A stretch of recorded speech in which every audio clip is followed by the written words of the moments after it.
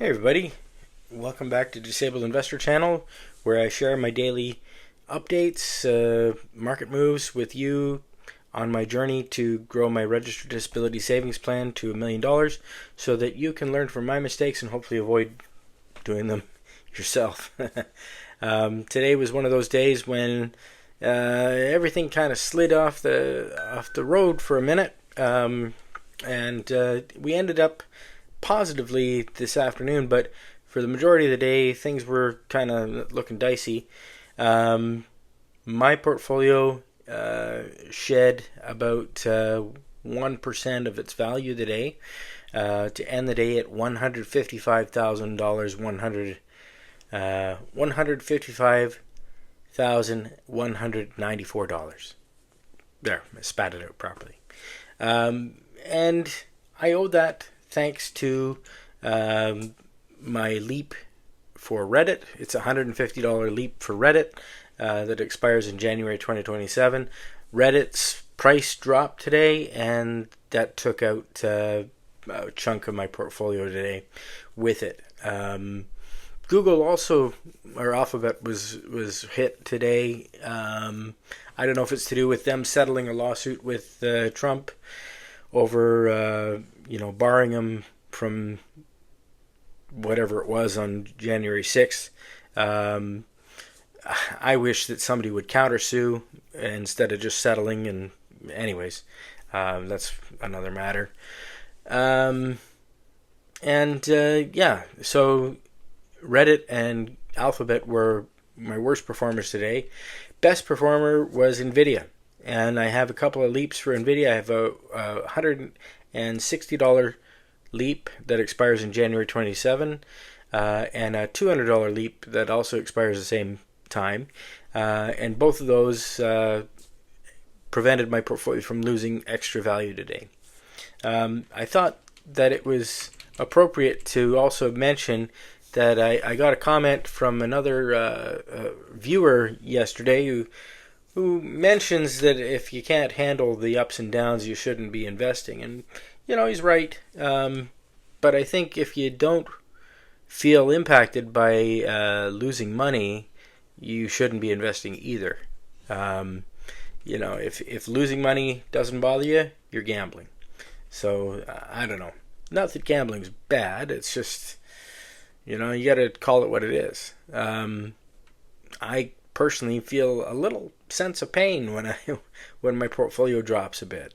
Yesterday it was only down $500. Today it's down $1,000. It's going in the wrong direction for me, and I owe a lot of that thanks to what I mentioned, and also D-Wave Quantum has been underperforming. So, looking at my performance next to the benchmark of the S&P 500 over the last day, it's fair to say that I've been underperforming, and if it didn't bother me, there'd be something wrong with me, I think. So I don't think there's anything wrong with being introspective and reconsidering your strategy from time to time. And if you don't, maybe you're doing something wrong. I don't know. But not every strategy works all the time. What I keep in mind is that over the last 30 days, my portfolio has outperformed the S&P 500 index significantly. And looking back over the last year has been the same story. So, it is what it is. Finally, I did make one trade today. Not much. I bought one single share of the Vanguard Canadian All Cap Index Fund. It's an ETF called VCN, Victor Charlie Nancy. Bought that one because the S&P 500 has underperformed the TSX for the last year, and I've been underexposed to Canadian stuff. I only hold really Canadian Bank Index ETF, and I thought I should broaden my exposure to Canadian holdings. So I'm working on it. I'll keep investing into that one over the next while as I add more money to my portfolio. And that's what I did today. Nothing really spectacular, but I did want to share something that I thought was kind of interesting today. D-Wave Quantum is one of those ones that I've kind of gone all in on. Well, not all in, but I have 400 shares of D-Wave Quantum. They cost me $2 each, and they're worth over $23 right now. That's down a bit from where it was last Friday, but the reason I'm not too upset about it is D-Wave has some news today that they've done a proof of technology trial with North Wales Police Service, and they showed that their technology, or quantum computing in general, can be useful with deciding on where to place police vehicles to optimize the response times. And I thought, that's kind of interesting. I mean, last week IBM reported that they had a deal with one of the major, HSBC, for their quantum computing to improve bond purchases and trades.